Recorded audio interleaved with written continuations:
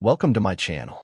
Join us to explore the incredible life and legacy of Mahatma Gandhi, a man who inspired a nation and changed the world with his powerful message of peace, nonviolence, and truth. Immerse yourself in the stories, struggles, and victories of the father of the nation. Don't forget to subscribe and click on the bell icon so you don't miss a single episode about Gandhi's eternal journey. Let's get started.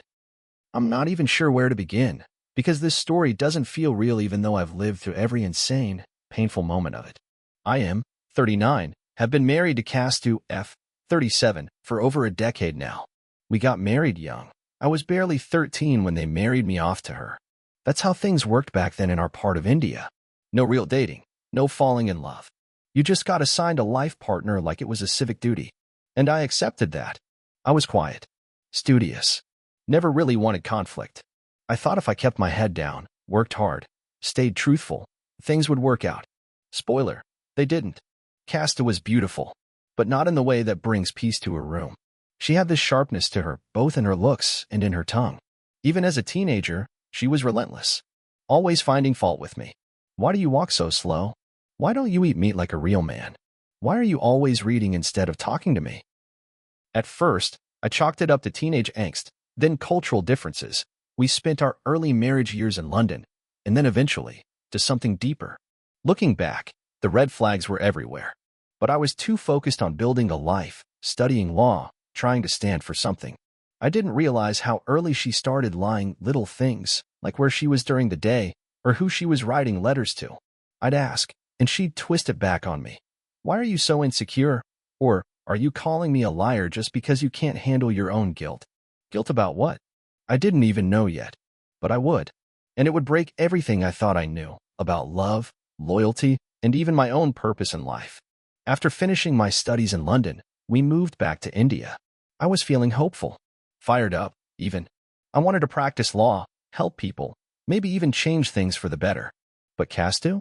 She hated everything about being back. She made it clear from day one. This country is filth, she'd say. You dragged me from modern civilization back to this dust and cow dung. I told her it wasn't forever, that I wanted to serve my people, but she wasn't having it. She mocked my clothes when I started dressing more simply. What kind of man gives up suits for loincloths? She'd sneer. You look like a beggar. I brushed it off, even laughed with her sometimes just to keep the peace. But deep down, it stung. Especially because I'd catch her smiling and chatting just a little too comfortably with some of the British officers or elite Indian men who came to our gatherings. I'd introduce myself, and they'd give me this half-smile, like I was the afterthought. And it wasn't just jealousy. I trusted her. Or, I wanted to. But then there were the letters. She was always writing letters. Always whispering with the housemaids, sending them off on little errands with sealed envelopes. She told me it was for her poetry circle or her cousins in Bombay, but I never saw any responses. Never once did she let me read one. Then one day, I caught a glimpse of one before she stuffed it in her blouse. It started with, "My sweet C, and I swear to you." The rest of the world went quiet. She said it was a joke. A joke, Mohan. Do you not know what a joke is? But my gut told me I wasn't laughing. I tried to let it go. I really did. Maybe I didn't want to believe it. Maybe I was scared of the truth. But once your gut starts screaming, you can't unhear it. The next week, she left a bundle of clothes to be washed, and tucked between two petticoats was another letter. This one wasn't sealed. I know I shouldn't have read it, but I did. It was written to someone named Chandra. The tone? Intimate. Too intimate. Things like, I dream of the way you talk to me like I'm not just some man's wife. I wish you were the one I'd been given. Given. Like I was furniture. My heart actually dropped. I sat down on the stone floor and stared at the paper, and my hands started shaking. This wasn't just emotional infidelity. She was talking about meeting up. She mentioned a gathering in Bombay, something political, but the way she wrote about it, it was like a damn lover's retreat. I waited till she came back from the market. Sat there on the veranda, the letter folded in my lap. When she saw it, her face went pale for half a second, and then she launched into performance mode. You went through my laundry? I said nothing. You don't trust me, clearly. So what's the point of being married if you're going to spy like some British officer? I asked her flat out if she was seeing someone else. She laughed. Laughed. Don't flatter yourself, Mohan. You're not that important. And then she stormed off. That was the moment I realized I'd built a life with someone who never actually saw me. Just a role. Just a step on a ladder she was climbing for something else. Status? Rebellion? I don't know. All I knew was I couldn't unknow any of it. I don't know what snapped in me, but I wasn't going to let it slide anymore. That night, I walked into our bedroom. She was brushing her hair like everything was normal, and I put the second letter on the table. Calmly, quietly. My voice didn't even raise. Are you in love with him? She didn't stop brushing. Just narrowed her eyes at me in the mirror. You don't even know who you were in love with, she said. What's that supposed to mean? You love India. You love crowds. You love standing on platforms and preaching humility while you starve yourself. But do you ever actually see the person sleeping next to you? I didn't even know how to answer that. She was flipping it, trying to turn this around, but it was so clear now. She didn't deny it. She didn't even try. So I asked her straight, have you slept with him? And you know what she said? Does it matter? It was like a bullet. The way she said it, cool and flat, like she was bored with me. Like I was the fool still playing husband while she'd moved on emotionally, physically, whatever. I wanted to scream, break something. But all I did was leave. I walked barefoot into the street like a ghost, wandered past beggars and colonial guards and fruit stalls, not knowing where I was going. I ended up at the ashram, a place I'd only just begun helping to build, quiet, earthy, full of people trying to live simply, honestly. And for the first time in my life, I thought, maybe the truth isn't enough. Not in marriage. Not with her. The days after that confrontation were a blur. Casta acted like nothing had happened.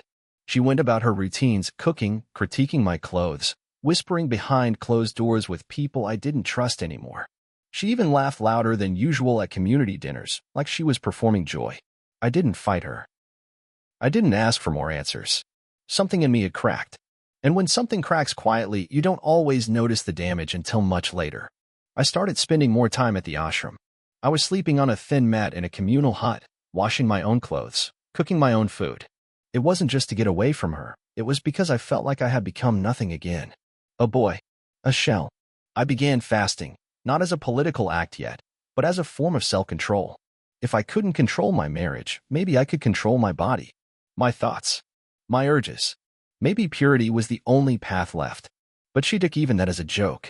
Oh, now you're starving yourself for attention? She snapped one afternoon when she came to the ashram to drop off some woven cloth. Should I tell your beloved country to clap for you when you faint? I stayed silent.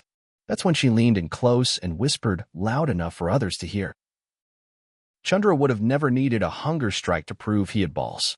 I can't describe the burn of humiliation I felt.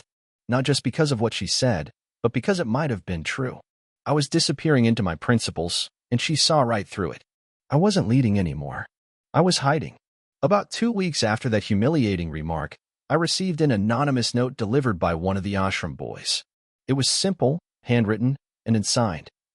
Chandra is not who you think he is. Ask about the train ride to Calcutta, March 9th. I stared at it like it was a trap, but my curiosity, or maybe my ego, wouldn't let it go.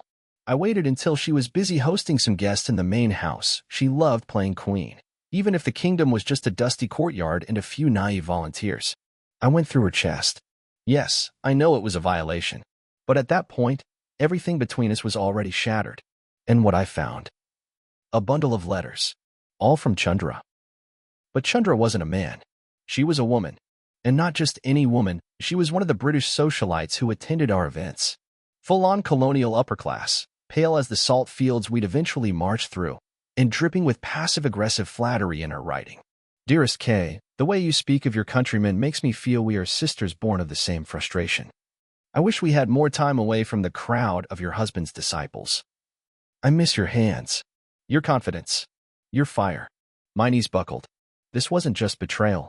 This wasn't just infidelity. It was political, emotional, and strategic. My wife was feeding personal, maybe even cultural vulnerabilities to someone from the very empire I was fighting. And not out of fear. Not out of coercion. Out of choice. I was being betrayed by my own household. While I was out there preaching unity and resistance, she was privately entangled with someone who mocked our cause with every breath she took. It wasn't just personal anymore. It was war. I didn't confront her right away. I needed to understand what this was. I reread every letter. Some were coded, some more blunt. There was a line in one that still haunts me. He has no idea he sleeps beside the empire every night. It was like she wanted me to find it. So when I finally did confront her, I didn't yell. I didn't wave the letters. I just asked one question. Were you ever on my side? She was silent for a moment. Then, without blinking, you were never on mine. She sat at the edge of our cot, smoothing her sorry like this was just another morning. No apology, no guilt. She said Chandra saw her. Unlike me, apparently, who only saw a tool for your movement. Then she laid it all out. She chose Chandra. Emotionally, politically, sexually. She said she didn't regret it, and she was tired of hiding. And when I asked her why she didn't just leave, her face twisted into something ugly. Because your martyrdom is addictive, she said. Because even when I hate you, I like being close to history. That line gutted me. I realized I wasn't even a husband to her anymore, just some tragic myth she could decorate herself with. Something to make her feel powerful. And still, I couldn't hate her. I wanted to, but I didn't. Because a part of me still remembered the girl I married, the one who used to throw flowers at my feet when we played by the river as kids. The one who used to hum while brushing her hair. That girl was gone. This was someone else.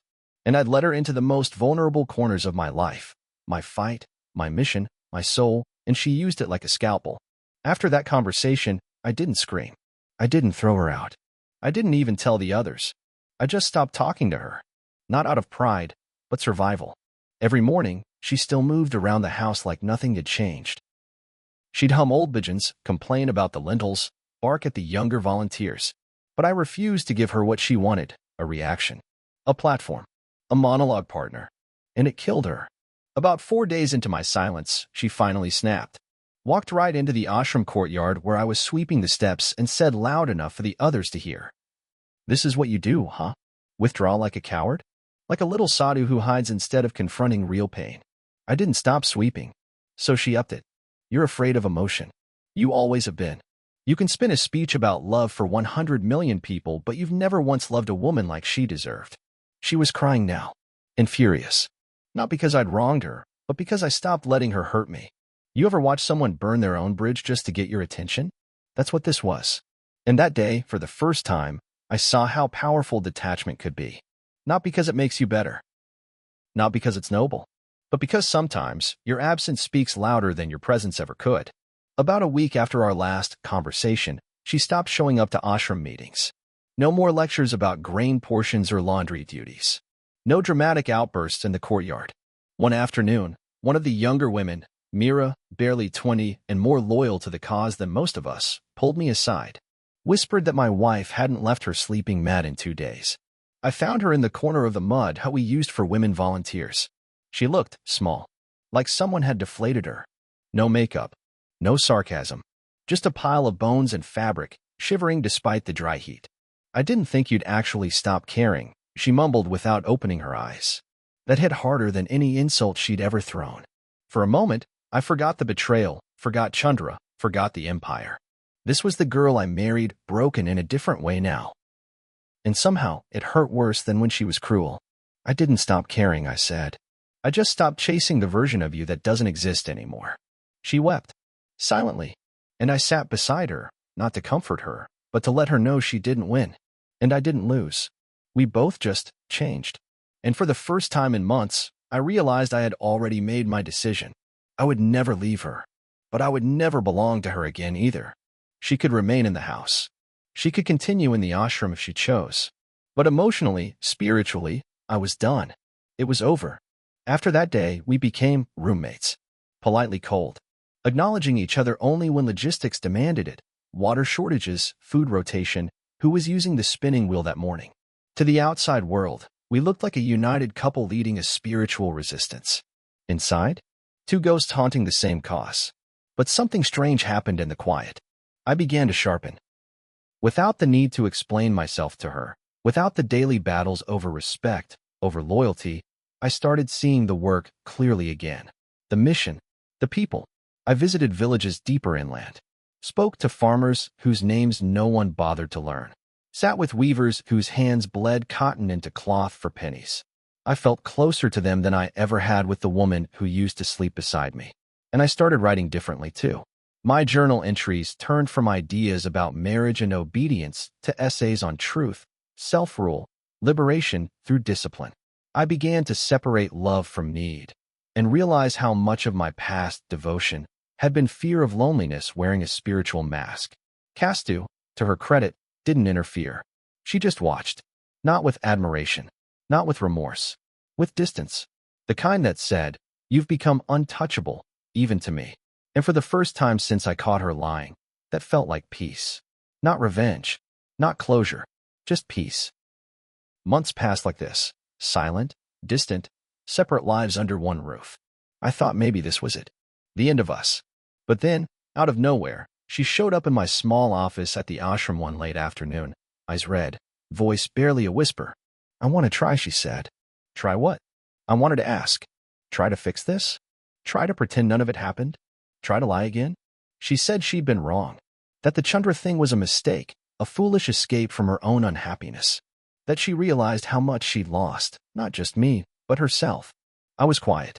Part of me wanted to believe her. Another part shouted, "Don't fall for it again." She asked for forgiveness. Said she wanted to rebuild, from scratch, no lies, no games. I told her I needed time. That trust isn't given, it's earned. And for the first time, she didn't argue or lie. Just nodded, a tiny flicker of something real in her eyes. But in that moment, I also realized I had changed. Not just in how I saw her, but in how I saw myself. I wasn't the desperate husband anymore. I was a man who had survived a war on two fronts, the empire and his own home. And maybe, just maybe, that was enough for a new beginning. Trying to rebuild with Castu was like walking a tightrope over a raging river. Some days, we would share quiet meals without a word, the old rhythms returning slowly. Other days, the old accusations, the sharp lies, the biting sarcasm would crash down like monsoon floods, threatening to drown everything. I wrestled constantly between my love for her and the growing understanding that love isn't enough when honesty is absent. Sometimes I wondered if I was being naive, if I was holding on to an illusion because I was afraid of starting over alone. But the bigger fear was this: losing myself in the process. Leading a nation's fight for freedom demanded clarity, a clear mind, a pure heart. But how could I lead others if my own home was chaos? So I began to set boundaries, not just with her, but with myself. I accepted that some wounds might never heal fully, that forgiveness was not a magic wand. And slowly, painfully, I rebuilt my life, piece by piece, grounded not in her promises, but in my own convictions. Just when I thought we'd settled into this uneasy truce, the past came crashing back, in the form of that same Chandra. She appeared one evening at the ashram gates, dressed in her usual colonial finery, eyes gleaming with that same passive-aggressive charm. She sought me out, claiming she wanted to help the cause.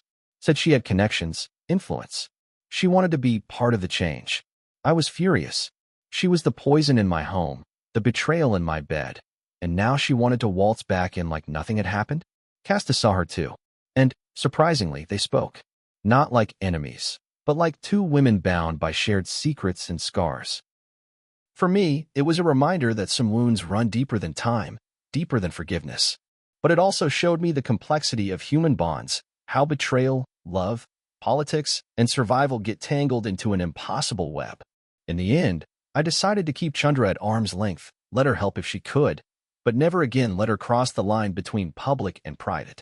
By this point, I realized something important. Relationships, even the ones closest to us, aren't just about love or betrayal. They're about growth, pain, and sometimes survival. Castu and I weren't the perfect couple anymore. Far from it.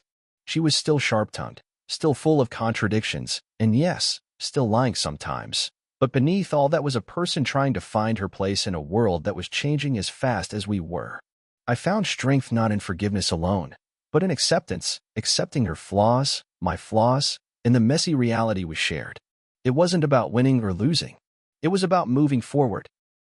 And maybe that's what I'd want anyone going through something similar to hear. You don't have to have all the answers. You don't have to pretend everything is perfect. Sometimes, just surviving the storm and learning from. Looking back, this whole saga with Castu was one of the hardest chapters of my life. It broke me, rebuilt me, and taught me things no political victory ever could. I learned that love isn't always pure or kind. Sometimes it's messy, painful, and filled with betrayal. I learned that people, especially those closest to us, can hurt us in ways strangers never could. But I also learned that forgiveness isn't about forgetting or excusing. It's about freeing yourself from the chains of bitterness. And most importantly, I learned that your own peace is worth fighting for, even if it means walking away from who you thought you loved. So if you're out there dealing with lies, betrayal, or a partner who seems to love the drama more than you, remember this. You deserve honesty, you deserve respect, and you deserve peace. Sometimes, the bravest thing you can do is choose yourself. If you want, I can help you unpack this more, talk about coping strategies, or just listen. You're not alone. A man who's been through the fire and found his way out.